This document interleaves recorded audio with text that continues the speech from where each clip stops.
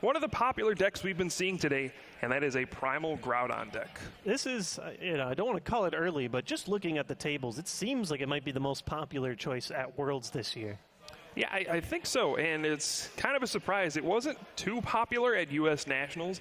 It's just kind of ended up being really good because the way the metagame has shaped up. Worlds is always, it's so interesting. You don't have to play quite as many rounds as Nationals. There aren't as many players, but they're all really good players. So you sort of have to play this rock, paper, scissors-esque game where you need to decide, okay, well, what can this deck beat? And Primal Groudon, what it does beat, it beats down pretty hard. Yeah, Primal Groudon EX is just a massive Pokemon. There's no other way to look at it. It has 240 HP, just an absurd amount. Not many things will knock this out in one hit. Of course, it is this Mega Pokemon Primal reversion, so you do lose a turn when you do evolve to Primal Groudon, but its attack is so expensive, you don't really care. It's going to take you usually 4 turns to power it up anyway. But once you do, Gaia Volcano is ready to knock out some Pokemon.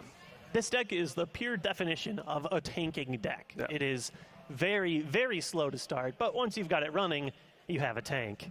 Yeah, Gaia Volcano, you might look at it and say 4 energy, 100 damage. Why would you ever waste your time?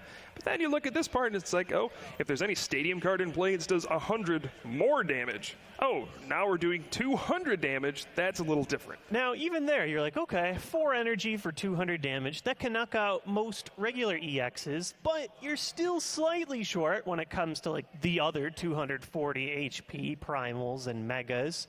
But you can even knock those out as well. Yeah, if only there was some card that could add extra damage just by being an energy card. If only Primal Groudon could become just a bit stronger. Right, so strong energy, of course, you can put this on your fighting Pokemon, and it adds 20 damage to the attacks of your fighting Pokemon.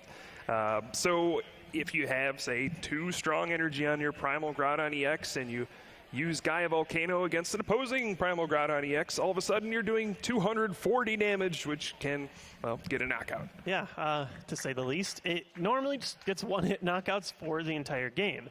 Now, one interesting thing to note is usually with special energy on Pokemon, they can get discarded pretty often. There's a lot of cards that discard them, like Xerosic or Enhanced Hammer. But Primal Groudon is actually unstoppable when it comes to different types of trainer interactions. Yeah, we've seen these ancient traits come into the Pokemon TCG pretty recently, and Primal Groudon has one of the best ones, Omega Barrier. It prevents your opponent's trainer cards from affecting it. So that means anything like you mentioned, Enhanced Hammer, Xerosic, even Crushing Hammer, things like that. They won't affect Primal Groudon EX, and neither will things like Hypnotoxic Laser, very common threats. Laser whiffs, Lysander whiffs. So if you have it on the bench, you can just take your sweet time to build it up because there isn't much that can really affect it. There are only very few like Pokemon, I guess, like abilities or something that could maybe pull it into the active spot or maybe deal bench damage, but there isn't enough to deal that 240 consistently. So oftentimes you'll see this deck built around a strategy of putting up walls like Wobbuffet and the Robo Substitute, and while you're sort of biding your time behind walls, you can get 4 energy on a Primal Groudon.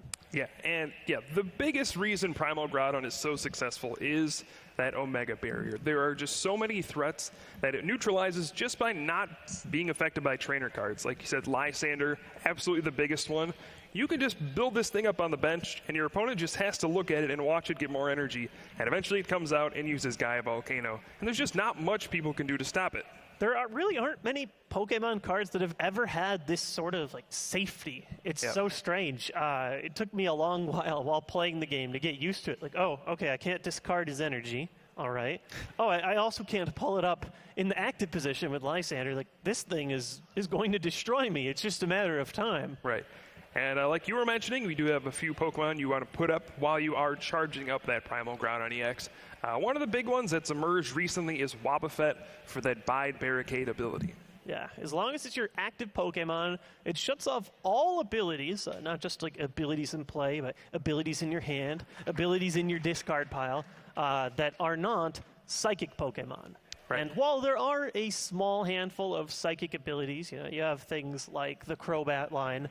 For the most part, Wobbuffet's going to shut off a lot of really important abilities, slow down your opponent with things like their Shaman. You can no longer set up when Bide Barricade is active.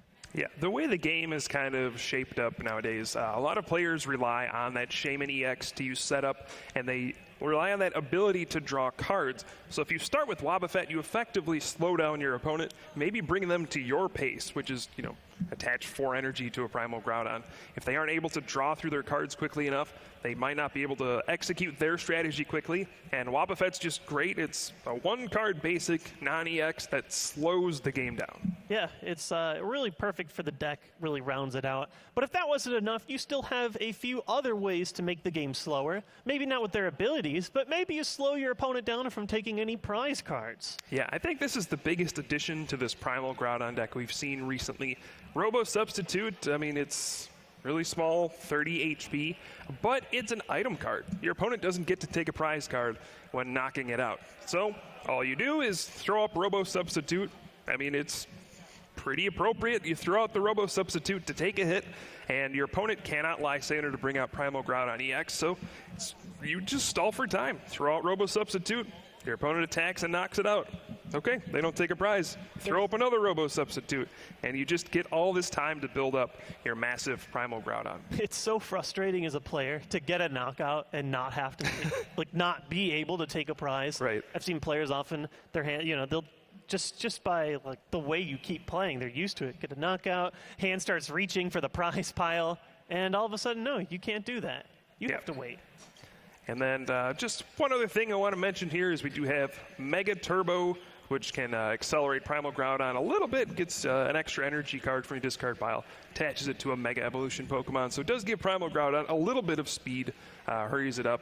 And then the big thing that makes Primal Groudon so threatening is Focus Sash. Since your opponent cannot play anything to discard Pokemon tools off of Primal Groudon EX, Focus Sash always stays on and it always works. So even if your opponent could do enough damage to knock out Primal Groudon EX in one hit, Focus Sash stops it. It will survive with 10 HP, which is even more frustrating. Yeah, to deal 230 and just have it sitting there with 10. And oftentimes with this kind of deck, buying yourself just 1 extra turn can be all you need to get your final prize, or 2 prizes if you're knocking out an EX.